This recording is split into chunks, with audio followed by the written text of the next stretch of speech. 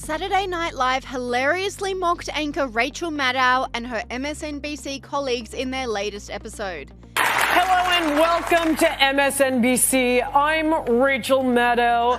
And dads, you better hide your older bookish lesbian daughters because, I'm back on TV. SNL then surprisingly went low, roasting Maddow's appearance and mistaking her for a man. What do you think, Rachel? Oh, I'm not Rachel. I'm Chris Hayes. Huh. One thing I do know is this time around, we're not going to get sucked in by every new shiny, crazy statement from Trump. The hilarious skit was met with laughter as well as confusion from online commentators who have become accustomed to SNL's woke comedy during the Biden administration. This commentator said, "Wow, they pivoted quickly, huh?" This commentator agreed, saying, "Whatever pays the bills, it would seem." Do they think their conservative audience will have forgotten the deeply partisan rants against them? Nah, they're just shifting to the winds and hoping people will have short memories. Will they be funny again? Sure. But let's be honest, they would gladly throw shade at conservatives if it became in vogue to do so again. They're hacks at NBC, always have been. And despite SNL moving towards the center since Trump's election win, it doesn't seem like the real Rachel Maddow would be doing the same. The host undermined Trump by mocking his inauguration change of location.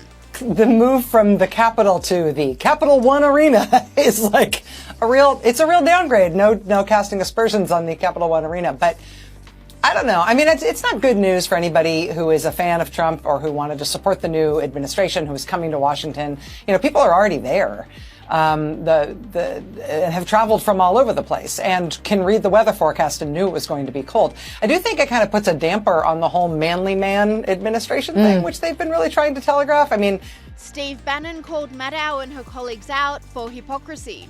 The gall of Joe Biden and the gall of Rachel Maddow. Rachel Maddow, oh my gosh, I got cold chill down my spine. Ma'am, respectfully, you were all for Facebook when they were suppressing the voice of the populist movement. You were all for Twitter when it was suppressing the voice of the populist movement. We have FBI interviews that prove that, and whistleblowers.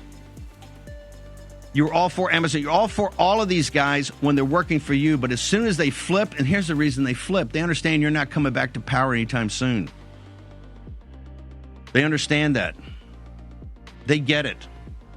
And it's not only Rachel Maddow clinging onto the past. MSNBC anchor Jen Psaki tried to blame the fallout of the Californian wildfires on Trump and Musk instead of Californian Governor Gavin Newsom. Burning, we are facing important questions about how to mitigate and prevent disasters like this in the future. Fact is, leaders will need to confront a very complicated and challenging reality moving forward. But right now, that is not exactly what is happening. Instead, Donald Trump and his allies are injecting half-truths, misinformation, and flat-out lies in some cases in order to score a version of political points, I suppose.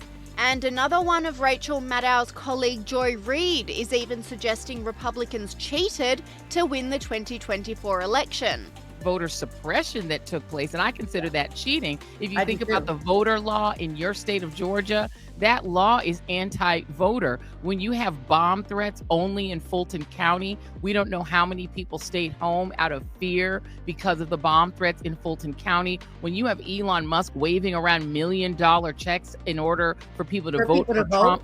Yeah. Right. There's so many things that were done that were nefarious, to put aside just the actual voter suppression in these anti-voter laws that kept people from registering, that messed up people's voter registration when they showed up and all of a sudden they're not on the rolls. But that happens every year, right? That happens every election.